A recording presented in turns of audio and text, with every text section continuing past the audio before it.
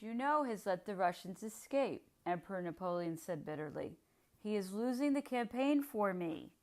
At that instant he followed up this reproach with the severest strictures and threats, but as usual the memory of good services in the past outweighed the fault of the moment, and his discontent had no sequel. The emperor busied himself with making Smolensk what he called his pivot, a safe stronghold for his communications in the event of his being reluctantly forced to push on further. He worked night and day in attending to all the administrative details, notably for provisions and the requirements of the hospitals. He had ordered several reconnaissances of the fortress and the environs. General Chastellux of the engineers having come to him with an account of what had been done, the emperor remarked jokingly, "Wouldn't you like to make another Alexandria of the place and eat up another 50 million of money? Russia's not worth that." General Chastellux was proposing nothing of the sort. He only wanted to erect some outworks in order to form a point of defense on the Dnieper.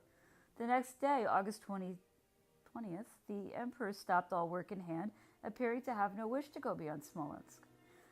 This retreat of the Russians, without any possibility of saying where they would halt, the increasing certainty that they themselves had set fire to Smolensk, and this war of mutual destruction with no result beyond the gaining of ground, all these circumstances gave food for serious thought to the emperor, and confirmed his desire to go no further and to do his best to bring about negotiations. The following details can leave no doubt of his intentions, which he openly explained to the princes of Neuchâtel and Eckmühl. After his arrival at Smolensk, the emperor inquired whether there was any slightly wounded officer or any man of some standing in the palace. The only person they could find was a Russian officer who had come, I believe, with a flag of truce, and for some reason or another had been detained. The emperor interviewed him, and after a few insignificant questions asked him if there was going to be a battle. He added that honor required the Russians not to yield their country without giving battle, without even once measuring strength with us. Thereafter, it would be easy to make peace, as between two champions, reconciled after a duel. The war, he said, was only a matter of politics. He wished for nothing better than that Tsar Alexander should feel as little resentment as he did.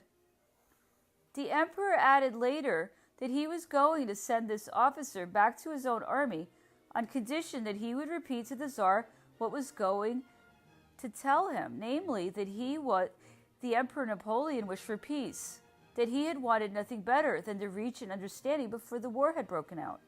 The officer promised to convey these messages, but at the same time observed what he did not think peace possible so long as the French were on Russian soil.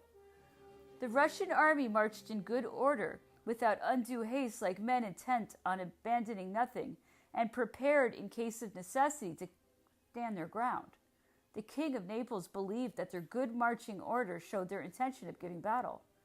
He even had the idea, it is not known why, that Barclay de Tolly had taken up his position behind the Uja, and that he was establishing entrenchments in front of Dorogobuya in preparation for this battle.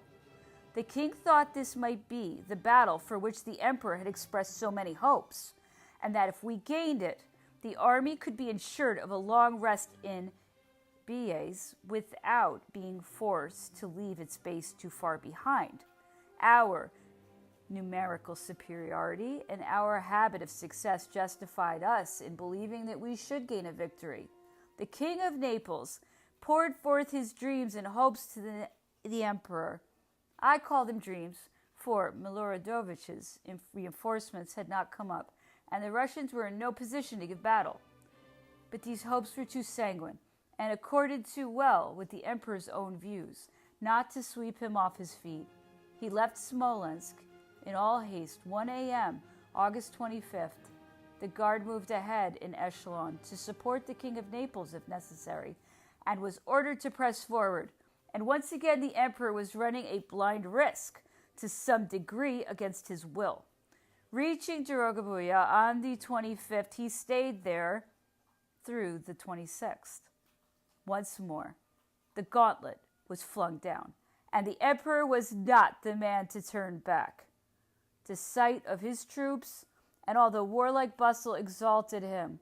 As soon as he found himself amidst these elements, The wise thoughts he had entertained in Smolensk yielded to the enticements of glory. It was said that we should overtake the enemy forces on the morrow. They were hard pressed. They could not always escape at the rate they were being driven. It was useless to expect real rest until a battle had been fought. Otherwise, we should be kept constantly anxious. In short, as many good reasons were found for pushing forward as had been discovered 48 hours earlier for staying at Smolensk. And once again, we set off in pursuit of the glory, or rather the fatality, which relentlessly prevented the emperor from holding to his good intentions and wiser projects. The news of a success obtained by Prince Schwarzenberg, Austrian, over the Russians revived the emperor's hopes. This gives color to the alliance, he said. That gunshot will re-echo in Petersburg, in my brother Alexander's throne room. It is a good example for the Prussians. Maybe it will put them on their mettle. He asked me if Prince Schwarzenberg was well known at Petersburg and whether his connections were with the most exalted personages of the court. He granted him a second sum of 500,000 francs on account of secret expenses and instructed the Prince of Neuchâtel to send him the bond. Several corps received bread at Dorogobuya, an unusual occurrence. Confirmation was had there of details about the Tsar's arrival at Moscow on July 24th, of which we had known little and not even heard until after our arrival at Smolensk. We learned that he had convoked the nobility and townsfolk, that he had not concealed the true condition of the state, and had asked the various governments for aid. Moscow had offered 80,000 men, and the others in proportion. Little Russia had given him 18,000 Cossacks, and private individuals had supplied battalions, squadrons, and companies, all fully equipped. To give this armament a national and religious character, Archbishop Platov had offered the Tsar the miracle-working icon of St. Sergius, which His Majesty in turn had given to the Moscow militia. In short, a crusade was being preached against the French.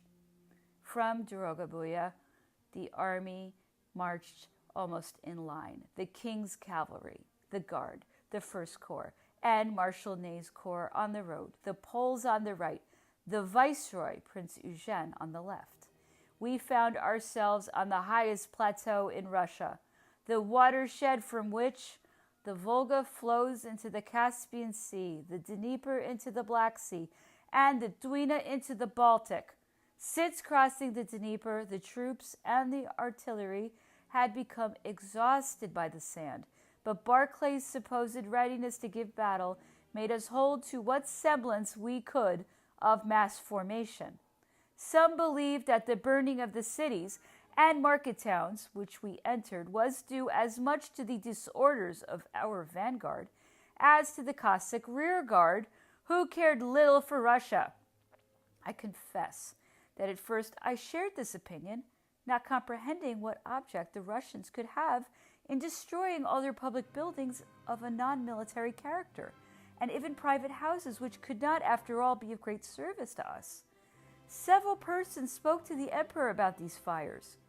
He ordered my brother to take a strong detachment of the guard August 29th near Vyazma and press the enemy so closely as to enter the town on the heels of their rear guard, thus finding out at first hand what really happened and whether the Russians actually started any fires.